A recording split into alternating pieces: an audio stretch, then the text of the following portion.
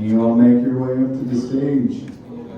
So, we just had 4 very powerful women that are even more famous now up on stage. Come on up, come on up. Who we have joining us now is Jewel. Obviously, she was giving us the workshop earlier. There's your Mike. We have Mike.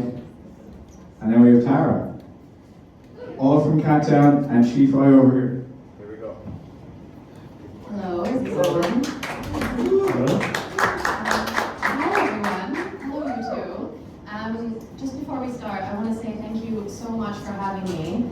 I'm Julia, I'm Jewel, as I'm going by in the crypto world. I'm a global community lead at SheFi, and this is my 2nd time ever in Ireland. And I'm really, really delighted to be here. Not just to be here with all of you, but Ethereum to me actually is a community. It's what brought me into the world of Web3.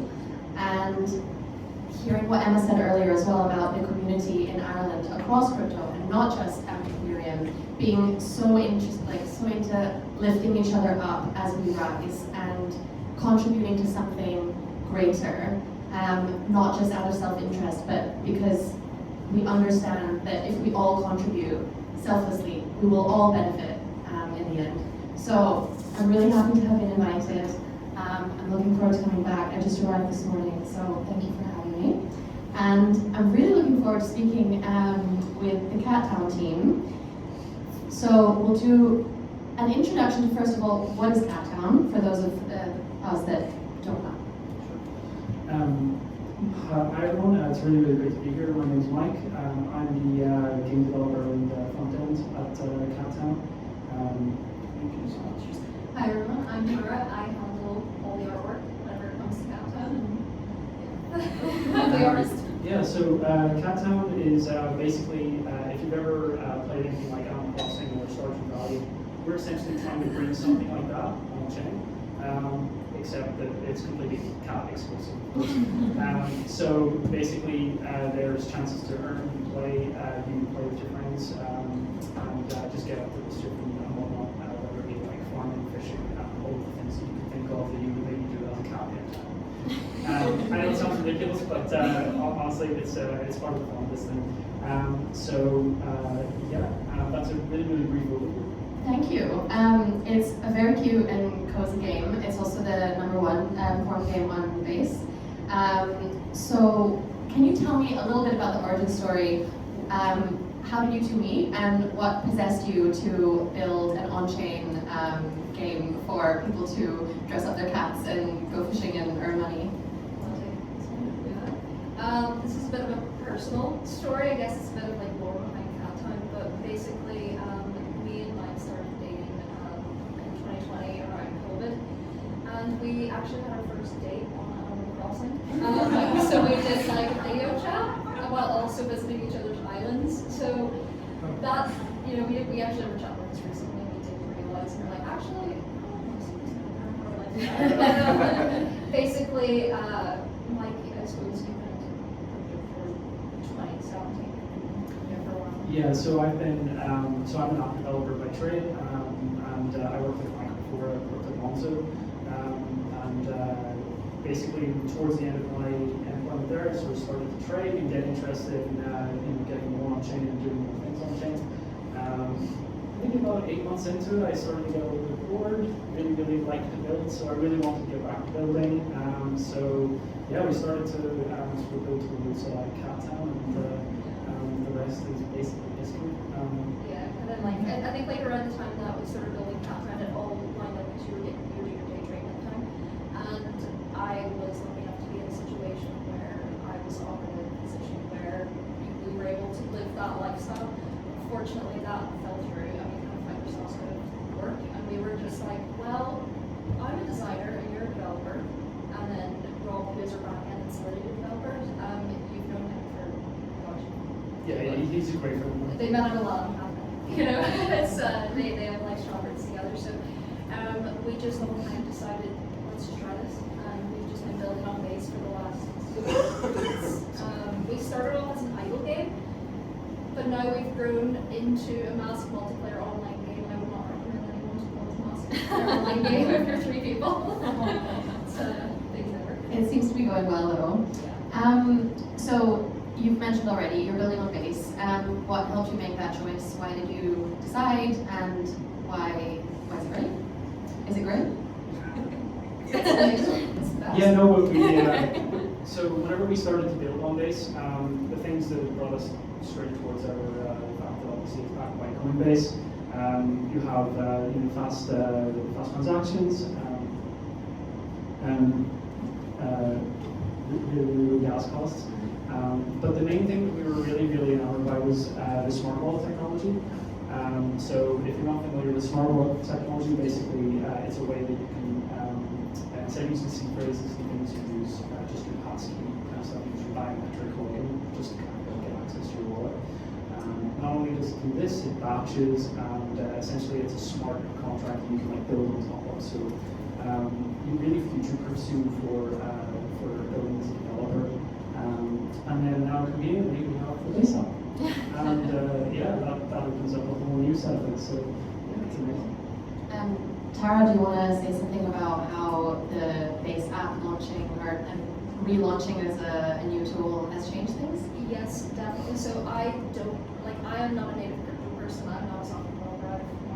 My degree is in animation actually, so that's been my background. But as someone who really started building on base, over a year ago and have very little exposure to crypto until then, being able to use the base app I think is going to be transformative. As someone who has gone from a non-native crypto person to where I am now, which like you probably be happy with my journey with the whole project.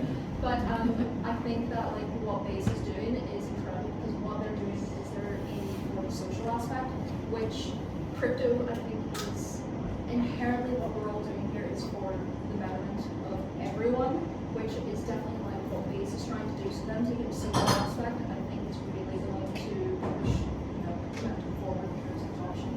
So if you want to try the Base out, Adam's down there, so go get your Amazing. Dream team, having a developer and a designer, and we'll go more into that in a few moments. So we've heard from the speakers earlier on this evening about some of the values that matter in blockchain, and some of those are like decentralization, agency, privacy. Which are the values that you really keep in mind as you continue to build Cat Town? I think probably the number one out of the ones that you just mentioned is transparency. We try to involve our community as much as possible whenever it comes to sweeping kind of changes. Obviously, games change over time. You have little updates and whatnot, and maybe changes to things that people really love. So we try to involve our community as much as possible with that. There was one time in particular where we had to perform because we transitioned from this older version of our game into a newer version, and people are using funds, and it's you have to treat this stuff with a lot of care. So we basically decided to do our vote on what should be done on chain and allow people to vote for this. And so not quite a DAO, but almost like spun up a smart contract specifically for this use, and completely democratized it. And basically, people were allowed to choose their path and whether they wanted to stay or leave. Do we know of any Web 2 games or traditional games that get their community involved at that level when they bring in changes? Probably not. Yeah, it doesn't happen often. It really doesn't happen often. Probably because they don't have to. I think it's the main thing. I guess they're not held accountable because if you're handling people's funds, it makes things a lot simpler. How many users do you have? I haven't checked in a while. We like to measure things based on our fishing competitions every weekend. It's a weird metric. It's a really weird metric, but we like to measure things based on our participants. Okay. And we see it sort of hover around. This is something that runs for 2 days every weekend. We're hitting around like 200 plus at the moment. I think in total, maybe like what is it, 3,000 volts? I think, yeah, it's about 40,000 watts. I think it was 1,800.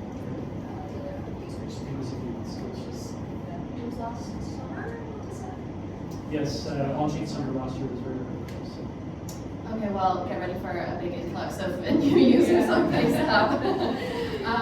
You've segued right into my next question, which is, well, it was going to be, how is your community structured? What does the word community mean to you?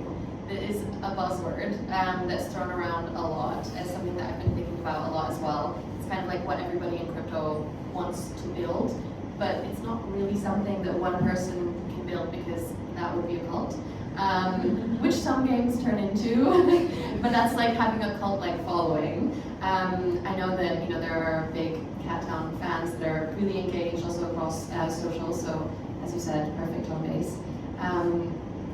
Yeah, what was your thinking around community? What does it mean? I think like we have quite a strong community. I think community is probably the ethos that you share, values that you share with other people, and with Cat Town, I think that kind of the explanation is the main thing to what it's doing. But what we have found is we're kind of, we like to donate to charity. We're very, Cat Town I would say is more philanthropist. We're into the charity kind of aspect of it. Yeah, I like to give something back when we're able to. Yeah, so we've historically given back to some animal charities across the world. But what started to happen with our community is people who started to win on the leaderboard, they started to take their prize winnings, take a small share of it, and started to donate it to animal charities, which we didn't expect at all. So I think it's that, like, if you show leadership, you show the initiative, you go forward, other people will follow. It's just, that's what we're trying to do, is we're trying to lead by example. But community, to me personally, is collaborative in nature. We're all in together, so I don't say anything. We're all trying to work to the same things. And that's so lovely, and I really like that definition of community is, shared values and everyone kind of contributing all together with a similar goal. But not just the goal necessarily, because playing a game is probably not a goal. Maybe it's to, just have a nice time with your spare time. But shared values. Now I'm the one that's rambling. Okay, so a few more things that I wanted to touch on. Still in the vein of community, how do you see communities like SheFi intersecting with Cat Town? Do you have a vision board of communities that you would like to connect with or collaborate with? Is that something you've thought about? It's not something that we've actively probably pursued towards, but it's something that we are aware of, and we've connected with other communities before, and all the time, in the vein of what we were just talking about before, it's almost like a moth to a flame. If you provide a flame, and you have this pull towards you.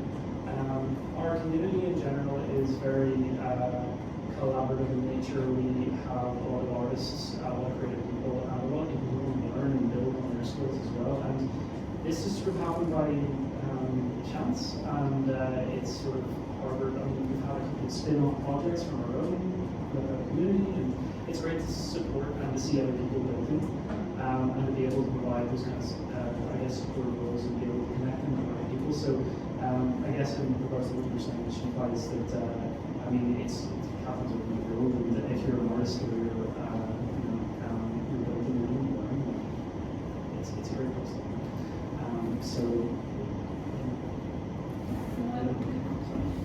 Cool. So the mantra that I've been sharing with everyone recently is you can just do things. And I think people who are building in crypto have understood that. Like, you can just build something. And probably people will come. And if they don't, you can build something else. You don't need to wait for permission. You probably won't have someone inviting you or asking you to build something necessarily. But if you do it, people will be delighted as they have been. And hearing your pivot into building on base as a non-technical person, as a designer, you can just do things and then learn things and do more things. Just do it. Just do it. But like, especially I think like, I would say, base provides like so many tools for people to get into it. And also now with AI, you can buy code. Yes, buy code it has. You can just vibe code. Just buy code. Okay. Amazing. Okay, and then more on design thinking. Obviously, that is really strong in your partnership of 3 people. It's also really obvious even to someone who just opens the mini app and takes a look. I've also heard that there are different soundtracks based on the season. You can dress up your cat with your NFT that you purchased. It's like very customizable. You've really thought very deeply about that. So maybe you can share a little bit about the elements that you've considered. Yeah, I mean, whenever it comes to creative thinking around the game, even as, I guess, a developer or on the contract side, we all have to kind of come together and figure out, number one, what's going to be interesting to the player, what's going to be fun to actually use. Like, for instance, we can create a feature in like 20 different ways, and it's going to feel different no matter what. So I think fun first, and we want this to be as simple as possible for someone who isn't interested or isn't either currently on chain to be able to get on chain really easily. So like we're a really, really strong believer of the first thing that a lot of people who aren't in crypto currently, the first thing they're going to do on chain is they're going to like either make a post, or they're going to pick up a fishing rod in the case of Cat Town, or they're maybe going to do something else. Like they might not be buying a coin, they might not be doing something like this. And to be honest, it should be so seamless that they don't know that it's on chain, and then they get surprised after. And I think that that's the way that we always try to think. And definitely don't get it right all the time, but that's the great thing, is you can just come back and do it again.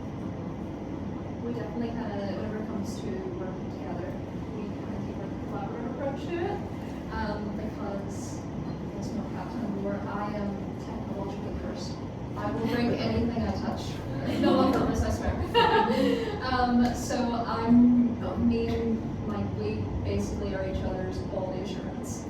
I also check my role as well to make sure. It's incredibly useful to have someone around who can show you all the ways that a thing can be broken, so before you share it with the world, you can proactively fix things or build them in a more secure manner. Yeah. I saw a video from Jesse in LA, I think, when the base app was being launched, and he went around asking people, can I give you a free smoothie to bring you on chain? And they just kind of looked at him like, I don't know what you're talking about. No, I'll buy my own smoothie. And then someone suggested, why don't you ask them if you can, if I can invite you to get paid to post something on a social media app. They're like, okay, I get paid to post and I get a free smoothie. Yeah, absolutely. So what you said about you start with an action and then later you find out that it's on chain is a magical way to do things, especially because a lot of people outside of crypto think that it's magical internet gambling and scammy and have no idea that there are things like Cat Town that you can play with, aside from all of the other use cases. Yeah, I think ultimately we want Cat Town to be one, everyone's first experience of launching it. We want it to be something that you can simply pick up and play. You can show it to like your mom, your dad, they'll be able to think about like we got like some fish over the weekend. You know what I mean? It's making it accessible, and I think that is probably the main barrier at the moment to crypto is the accessibility. Like you feel that as someone who isn't from finance, isn't from that background, incredibly overwhelming. But it is through being around people, throwing yourself into it, forcing yourself, but learning from others, but being open to influence others, but also just ask for help. Just do not be afraid to go out and ask, because we're all working towards the same thing. So, that's another really good takeaway. Okay. There is also an AI agent called Baron, who you told me at one point was a bit unhinged and you had to switch off. Can you tell us a little bit about that? Yeah, so Baron is basically our AI agent. So a community member essentially started a Project A that used the profile picture of Baron. I can't remember the number exactly, but basically they took it upon themselves and like, okay, I'm going to make this AI agent, it's going to be like a villager. We loved the ideas, we backed it, and it bonded, and we had to get it going. And first things first, we put it on Twitter, everything going great. Woke up one day, he started to talk about like America's nuclear deterrence policy. I wish I was kidding, but yeah, he just started to go crazy. So we had to shut him off, and And since then, we've started building back up again. This They site, calm down. We're keeping closer eye on Sensible. but he's now integrated into the base app. We're beta testing him at the moment. Basically, he's going to perform autonomous duties, like give out autonomous quests to people in the game. And they're going to be able to go and complete them and then basically get rewards airdropped to them straight away, autonomously. They don't have to sign anything, they don't have to do anything. It's seen on chain, and the AI picks it up and takes care of it. So we're going to be using him to basically build out a lot of different things within the game and to put some of these social rules that we'll move on as well. Cool. So that was actually an initiative started by someone not from your team, a player. Yeah, exactly. So they own the profile picture. I think basically Darren has like a little graduation cap on. So, yeah, they named Darren Von Whiskers. And yeah, so basically they wanted to make it because they had this profile picture, and we kind of took it over then after we really started to build things on top of it. Okay, cool. And I think finally, before I give you the opportunity to share anything else that you want to let the people know, you were a part of the Incubase batch, is that right? What does that mean? Yeah, so we were part of Incubase batches. Basically, it was a pretty growing incubator program. Put in touch with absolutely everyone you can think of. I think I believe it was across 4 different major regions. It was an amazing chance to get to know the other people who were building in the trenches alongside you. You had some people who were just getting started. You had some people who were funding. So all of the things that we were exposed to, it's such a good range of things.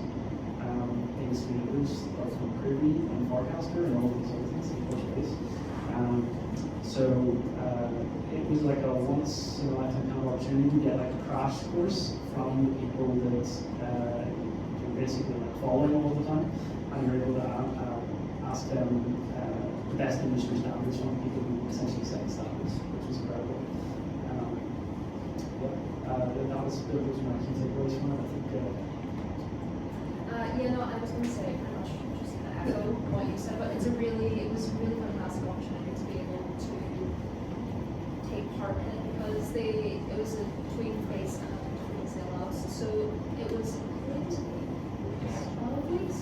But they pretty much provided us a comprehensive 101. Like, you've never done business, they were going to teach you. They were teaching you like go-to-market strategy. Like, this was like if you have no idea at all. Like, they were very like hands-on, very friendly.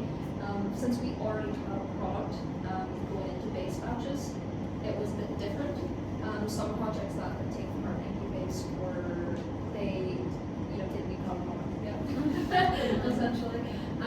So yeah, no, it was a fantastic experience. I think because we did have that support. I recommend people to go for base batches. They are based on What was the application process like? I'm trying to remember the application process. I would bring Evan over just to give us a little intro to base batches. So yeah, we had base batches earlier this year, or well, the second half of this year.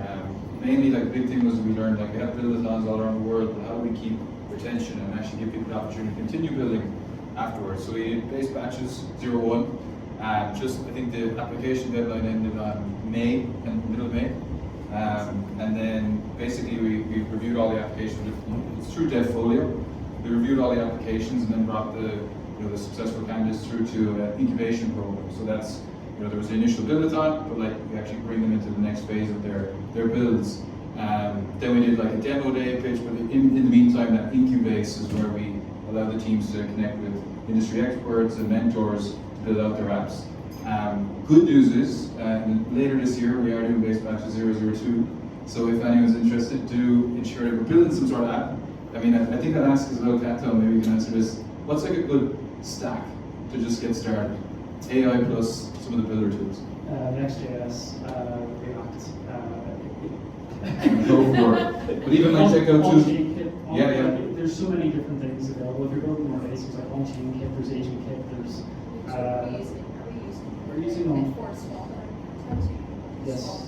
So we're using on-chain kit, which lets you basically like just drop in on-chain components, like simple components you're going to use all the time, like swap components or things like that, base names and whatnot. There's so many useful tools about this. And even at the moment, we do have something on Devfolio as well. It's just our on-chain summer rewards. So if you're building anything or you're trying anything out, check out this.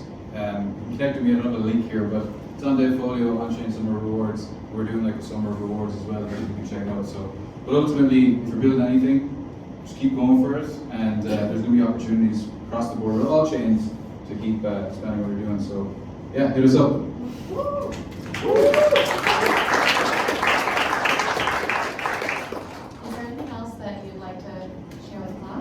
Or should we see if there are any questions? Does anyone have any questions? Yeah? We'll send you a mic. Where are you? We're looking at quality.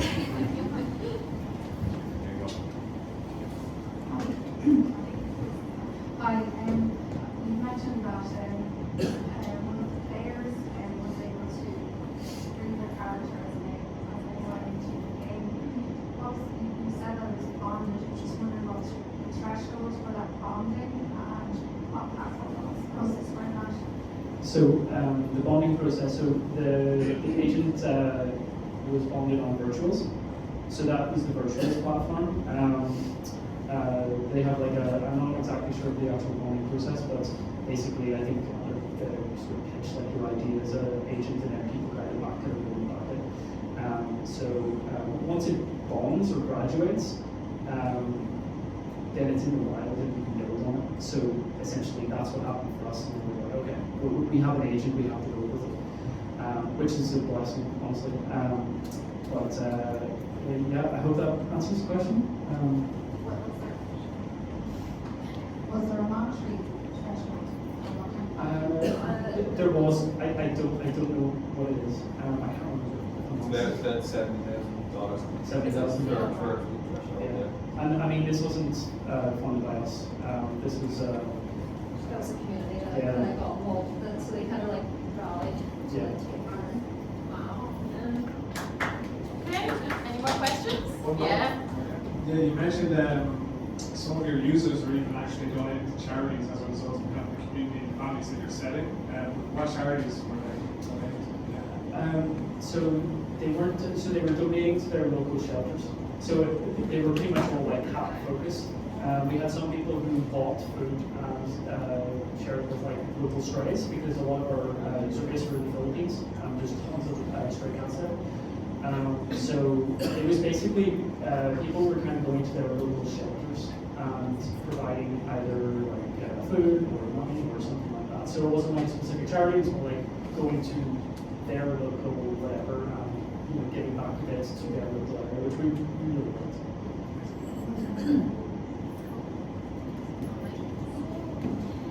Thank you so much for chatting. If anybody wants to check out Cat Town on Base App, then now is your chance to have a chat. And there's people helping set up the Base App over in the room as well. I'm going to pass it off back to Dylan in a moment. I just wanted to say a really big thank you to Base and ETH Ireland, ETH Dublin, for hosting this, for being such big supporters of SheFi and women across the board. There's this interesting narrative that women are embarrassed to admit that their boyfriend onboarded them to crypto. I'll happily admit it, he's right. And there's nothing to be ashamed of, and in fact, we should actually celebrate men for onboarding women, so that we don't have to do it ourselves. We're all about lifting each other up. So thank you for that. Base is also sponsoring the current season of SheFi, so there's lots of synergy and opportunities to play and learn together. And yeah, thank you for the support. And I'll pass it back over. Thank you very much. Also, if you are are interested in partnering with SheFi at any point, just like reach out to us. We really are so excited to be onboarding more women and non-binary folks. It's one of the most engaged communities in crypto for sure. A very powerful network. Yeah, so please come say hi and come to a SheFi Summit, invite your friends, and continue doing all the work. Thank you, Julie.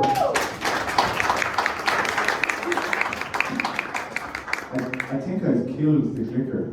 Unbelievable.